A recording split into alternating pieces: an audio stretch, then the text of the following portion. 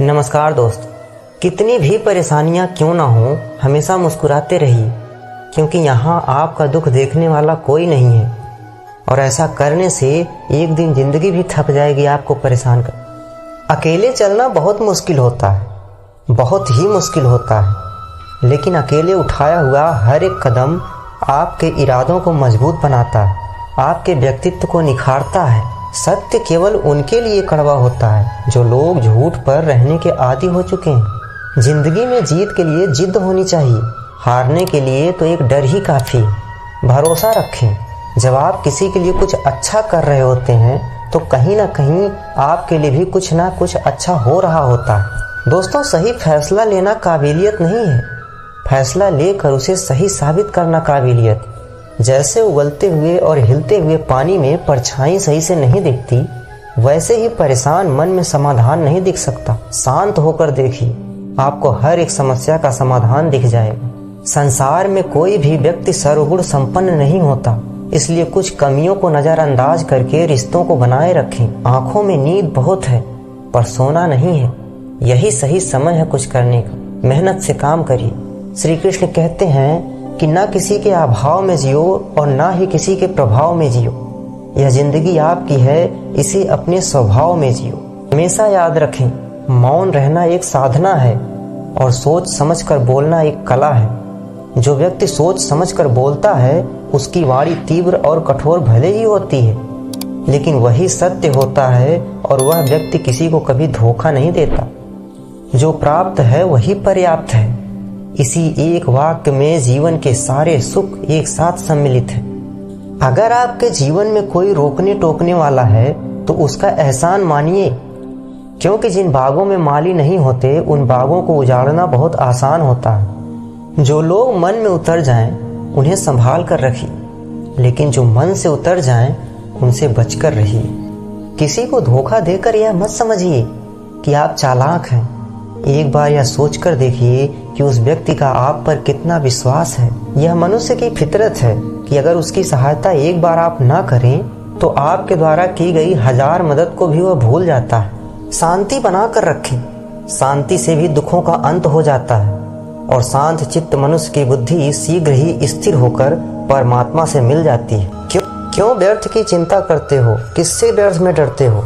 कौन तुम्हें मार सकता है? आत्मा न पैदा होती है न मरती है, हर काम का फल मिलता है। इस जीवन में न कुछ खोता है न व्यर्थ होता है। जो भी मनुष्य अपने जीवन को आध्यात्मिक ज्ञान के चरणों के लिए दृढ़ संकल्प में स्थिर करता है, वह सामान्य रूप से संकटों के आक्रमण को सहन कर सकते हैं और निश्चित रूप से खुशियां और मुक्ति पाने के पात्र हैं। जब तुम्हारी बुद्धि मोह रूपी दलदल को पार कर जाएगी, उस समय तुम शास्त्र से सुने गए और सुनने योग्य वस्तुओं से भी वैराग्य प्राप्त कर सकोगे। केवल कर्म करना ही मनुष्य के वश में है, कर्म फल नहीं। इसलिए तुम कर्म फल की आसक्ति में न फंसो तथा कर्म का त्याग न करो। अपना कर्म करते रहो, फल की चिंता स्वयं श्री कृष्ण करते हैं। तुम्हारा क्या गया जो तुम रोते हो? तुम क्या लाए थे जो तुमने खो दिया? तुमने क्या पैदा किया था जो नाश हो गया? न तुम कुछ लेकर आए थे, जो लिया यहीं से लिया, जो दिया यहीं पर दिया, जो लिया इसी ईश्वर से लिया और जो दिया इसी ईश्वर को दिया। फिर क्यों रोते हो? जो मन को नियंत्रित नहीं करते उनके लिए यह शत्रु के समान कार्य करता है, लेकिन जिसने अपने मन को नियंत्रित कर लिया उसके लिए यह सबसे बड़ा मित्र होता है। खाली हाथ आए और खाली हाथ वापस चले। जो आज तुम्हारा है कल किसी और का और परसों किसी और का होगा। तुम इसे अपना समझकर मग्न हो रहे हो। सुख दुख, लाभ हानि, जीत हार की चिंता ना करके मनुष्य को अपने शक्ति के अनुसार कर्तव्य करना चाहिए। ऐसे भाव से कर्म करने पर मनुष्य को पाप नहीं लगता। जो हुआ वह अच्छा हुआ, जो हो रहा है वह अच्छा हो रहा है, जो होगा वह भी अच्छा ही होगा। तुम भूत का पश्चाताप ना करो, भविष्य की चिंता ना करो। यह वर्तमान चल रहा है और इसको पूर्ण श्रद्धा से जीने की कोशिश करो। क्रोध से भ्रम पैदा होता है और भ्रम से बुद्धि व्यग्र होती है। जब बुद्धि व्यग्र होती है तब तर्क नष्ट हो जाता है और जब तर्क नष्ट हो जाता है तब उस व्यक्ति का पतन होने लगता है। सम्मानित व्यक्ति के लिए अपमान मृत्यु से भी बढ़कर होती है। उसके लिए अपना सम्मान ही सब कुछ होता है। सभी प्राणी जन्म से पहले अप्रकट थे और मृत्यु के बाद भी अप्रकट हो जाएंगे, लेकिन जन्म और मृत्यु के बीच प्रकट दिखते हैं। फिर इसमें सोचने की क्या बात है? परिवर्तन संसार का नियम है। जिसे तुम मृत्यु समझते हो वही तो जीवन है। एक क्षण में तुम करोड़ों के स्वामी बन जाते हो, दूसरे चरण में तुम दरिद्र हो जाते हो।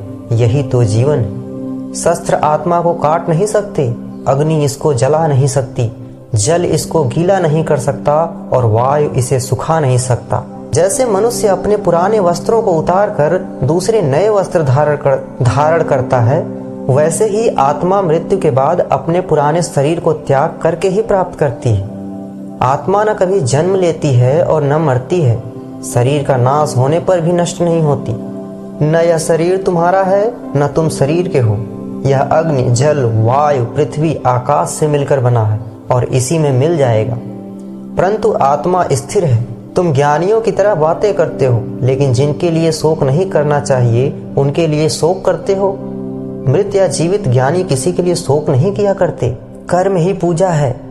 अपने कर्म को पूरी तत्परता से करें, अपने कर्म से न भागें। जो व्यक्ति अपने कर्म से भागता है वह जीवन में कभी सफल नहीं हो सकता। व्यक्ति जो चाहे बन सकता है यदि विश्वास के साथ इच्छित वस्तु पर लगातार चिंतन करता रहे। शंका का कोई इलाज नहीं और चरित्र का कोई प्रमाण नहीं। मौन से अच्छा कोई साधन नहीं और शब्द से तीखा कोई बाण नहीं।